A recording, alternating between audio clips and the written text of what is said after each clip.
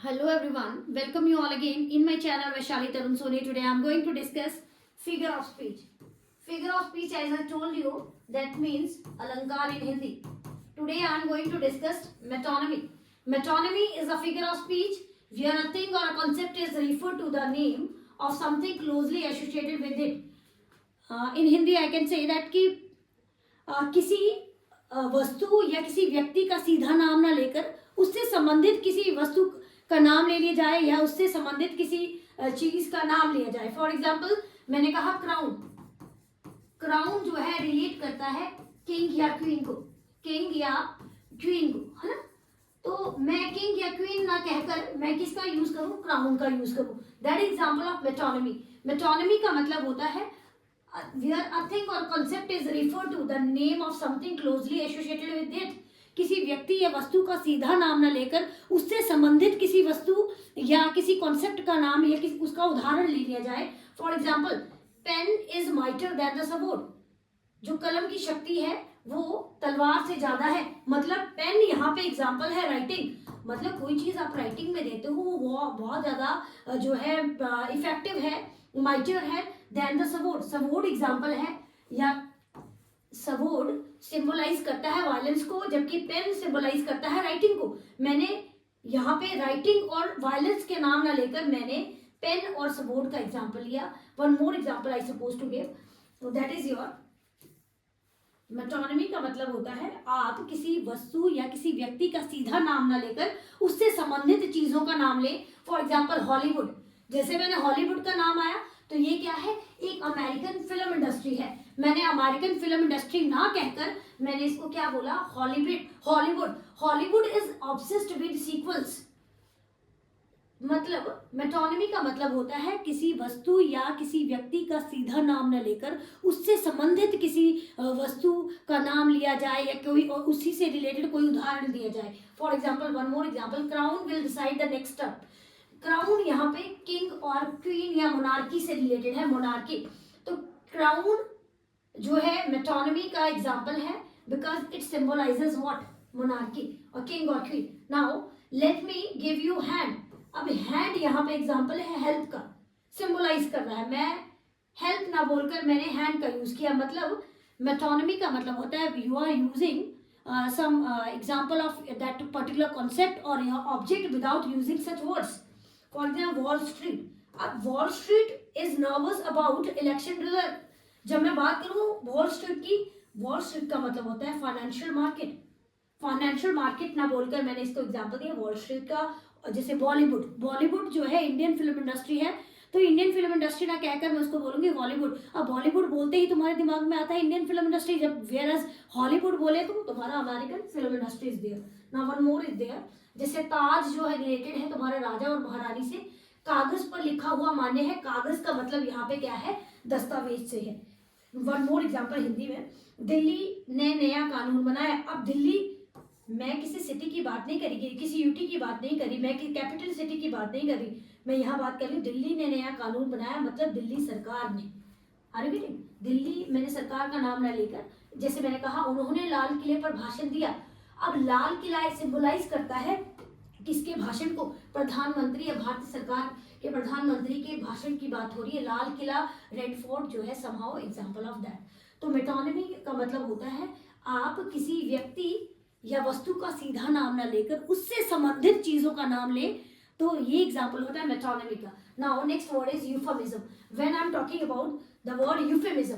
अब यूफेमिज्म क्या है, एक minute wait a minute. Euphemism, अब मैं बात करूं, euphemism is a use of mild and some indirect words.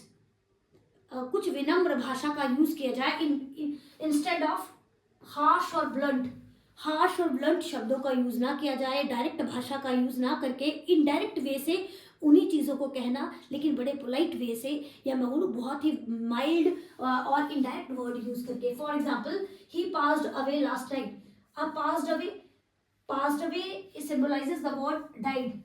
अब डाइड करें, he died last night. Died जो है मर जाना और गुजर जाना या स्वर्ग से धार लेना, that is another word. Somehow euphemism का मतलब होता है आप कोई माइल्ड और इनडायरेक्ट वर्ड यूज करते हो, मतलब एक विनम्र भाषा का यूज करते हो इंस्टेड ऑफ हार्श और ब्लंट। मर जाना, डाइड। बोल सकते थे, लेकिन that is very blunt kind of language और हार्श थिंग इज देयर, है ना। तो instead of using died we are using passed away. तो पास्ड अवे किसका एग्जांपल है, यूफेमिज्म का। Now one more thing is there, she is between jobs. अब between jobs का मतलब होता है अनएम्प्लॉयड। अब अनएम्प्लॉयड शब्द ना बोलकर आपने किसी को बेरोजगार नहीं कहा, लेकिन आपने क्या किया, she is between jobs right now, ठीक है, between jobs. it is an example of euphemism. Now one more thing is there, we need to let you go. let you go का मतलब होता है fire from the job, job से निकाल देना। तो ma'am instead of using the word fire from the job you must use let you go। अब जब आप माइल्ड और रिस्पेक्टेड वर्ड्स का या इनडायरेक्ट वर्ड्स का यूज करते हो instead of using the direct word, ठीक है, डायरेक्ट शब्द ना यूज करके आप इनडायरेक्ट वे से उन्हीं चीजों को कहते हैं, लेकिन बड़े माइल्ड और पोलाइट वे से, तो उसको वो एग्जांपल होता है यूफेमिज्म के। Now next is he is better, he is in a better place now. Better place का मतलब होता है हेवन, ठीक है, बेटर प्लेस का मतलब होता है हेवन। अब वो स्वर्ग से धार गए, that is not correct word for that, he is in better place now. Now one more thing is there, जिससे मैंने लिखा one more example, they are economically disadvantage. Economically disadvantage शब्द जो है ये रिलेट करता है पुअर को। Instead of using the word they are poor, किसी को गरीब कहना that is not good, but instead of using that they are economically disadvantage. Economically disadvantage ये जो है यूफेमिज्म का एग्जाम्पल है। आपने डायरेक्ट पुअर ना कह के उनको क्या कहा, इकोनॉमिकली डिसएडवांटेज, मतलब अर्थ वही है, लेकिन आपने कहने का तरीका क्या है, बहुत ही माइल्ड है, और मैं बोलूँ पोलाइट वे में किसी को आपने कहा। Now next one is, next figure of speech is onomatopoeia. Onomatopoeia का मतलब है कि natural sound associated with object और action. Natural sound, for example natural sound से उस चीज को, इस व्यक्ति या वस्तु या किसी एनिमल को पहचानना। जैसे मैंने कहा हिश, अब हिश बोलते ही आपके दिमाग में क्या पिक्चर बनती है, स्नेक की।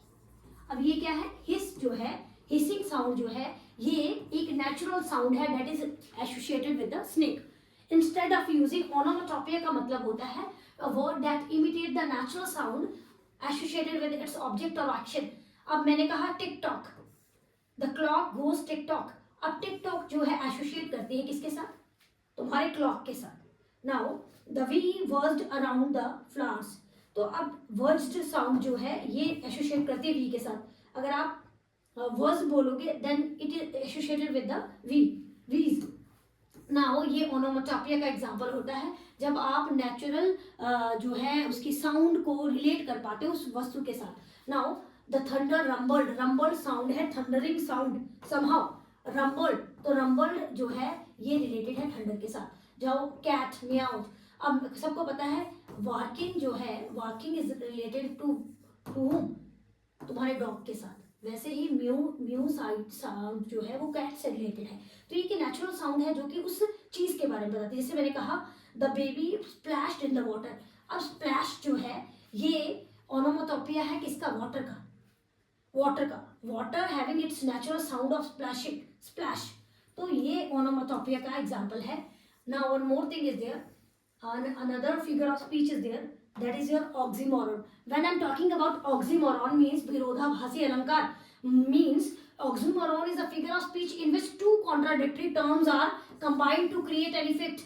जब दो contradictory terms एक ही sentence में यूज होती है और create an effect, writing को more effective, more creative and somehow evoke emotions, we are using figure of speech। Oxymoron एक टाइप का फिगर ऑफ स्पीच है जिसमें आप दो विरोधाभासी या दो विरोधी जो है contradictory terms are using in a sentence. For example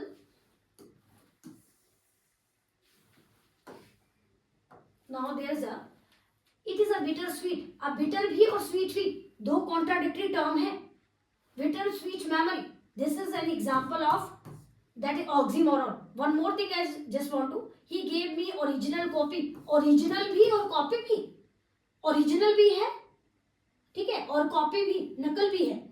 somehow these are contradictory statements or contradictory terms used in the same sentence, that is example of oxymoron। now one more thing is there, that's a small crowd, small भी और crowd भी contradictory terms are there। now she is awfully good, awfully भी और good भी। Now silence was deafening, or this example was asked in your PGT examination, PGT English. The silence was deafening. तो silence क्या है, और silence भी और deafening भी, बहरी भी कर रही है silence. Somehow one more thing I just want to tell you, जैसे ये example बड़ी बार आता है, she is pretty ugly. अब pretty भी और ugly भी, अब दो कॉन्ट्राडिक्टरी टर्म्स जब यूज होती हैं एक ही सेंटेंस में, और to make the writing more creative, more effective, somehow in ornamental concept they are supposed to be used in that. That is example of, you can say, oxymoron. Are you getting my words? Now there is a question for you. You have to identify which figure of speech is that. As nimble as squirrel, which figure of speech? You just answer this in a comment box. I hope you will like this video. For more such video, you just like, subscribe and share my channel. Thank you and have a wonderful day.